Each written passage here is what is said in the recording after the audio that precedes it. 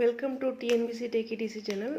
இது வரைக்கும் coaching centre question answer 120 பார்த்துட்டோம். 121 பார்க்க போகிறோம்.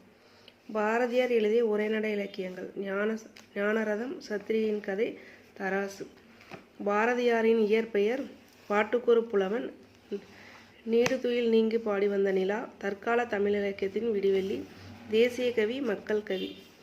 பாரதியார் ஆசிரியராக பணியாற்றிய இதழ்கள்: இந்தியா, சுதேஷ்மித்ரன். இந்நூற்றாண்டில் தோன்றிய சிறந்த காப்பியங்களுள் ஒன்று ராவண காவியம். ராவண காவியத்திலுள்ள காண்டங்களின் எண்ணிக்கை 5.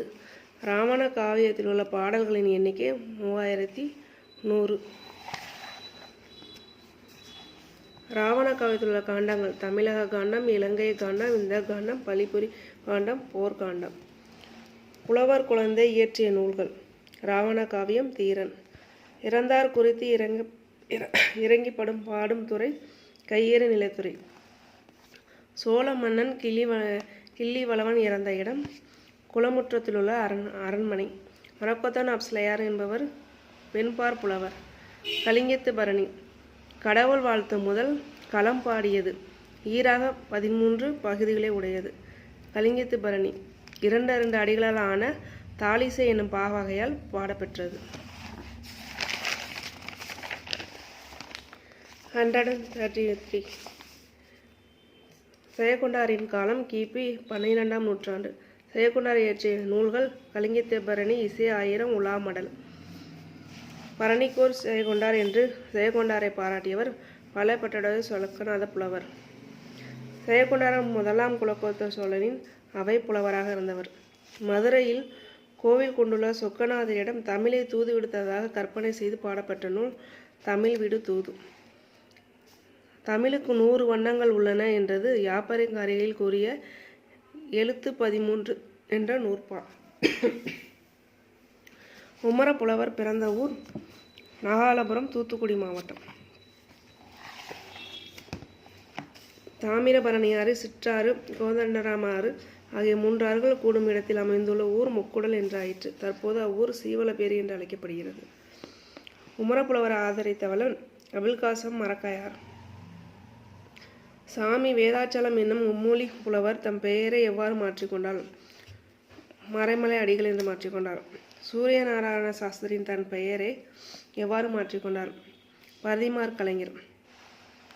தமிழ் புலில் என்னும் திங்களெதரை வெளியிட்ட தமிழ்ச்சங்கம் கரந்தை தமிழ்ச்சங்கம். பௌத்த மதாச்சாரியார் என்ற பெயர்களால் அழைக்கப்பட்டவர் யுவான் சுவாங். உலக சரித்திரம் என்ற நூலின் ஆசிரியர் ஜவஹர்லால் நேரு.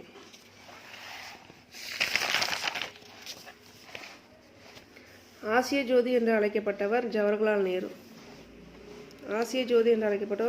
நேரு. சேரன் ஆண்ட நாடு குறைஞ்ச வளம் உடையது. சோழன் ஆண்ட நாடு மருத வளம் உடையது. பாண்டியனுக்குரிய தென்னாடு நல்ல தமிழ் வளமுடையது என்று கூறியவர் ஔவையார். கூலம் என்பது நெல் முதலிய 18 வகையான உணவுப் பொருட்களின் பொதுப்பெயர்.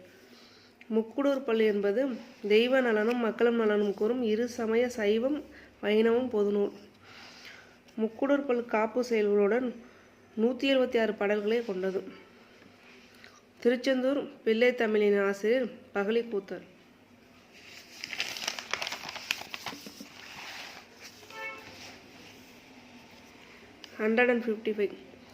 ஆண்பால் பிள்ளை தமிழ் இலக்கியத்தின் 10 பருவங்கள்: காப்பு, செங்கீரை, தாள், சப்பானி, முத்தம், வருகை, அம்புலி, சிற்றில், சிறுபறை, சிறுதேர்.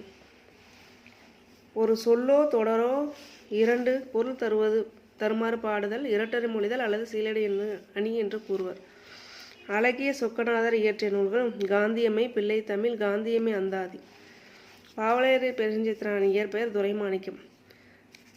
திருமங்கை ஆழ்வாரின் வேறு பெயர்கள்: திருமங்கை மன்னர், கலியர், மங்கை வேந்தர்.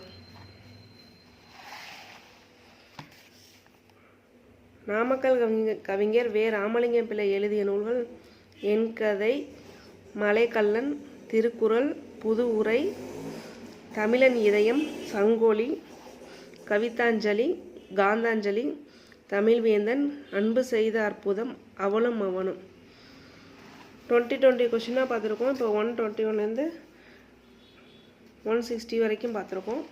அடுத்த 20 கொஷின் இன்னொரு வீடியோவில் பார்க்கலாம். இந்தமாரி டிஎன்பிசி கொஷின் அண்ட் ஆன்சர் ஷார்ட்ஸில் நிறையா இருக்குது. உங்களுக்கு பிடிச்சிருந்தா பாருங்கள். பிடிச்சா லைக் பண்ணுங்கள், சப்ஸ்கிரைப் பண்ணுங்கள். தேங்க்யூ ஃபார் வாட்சிங்.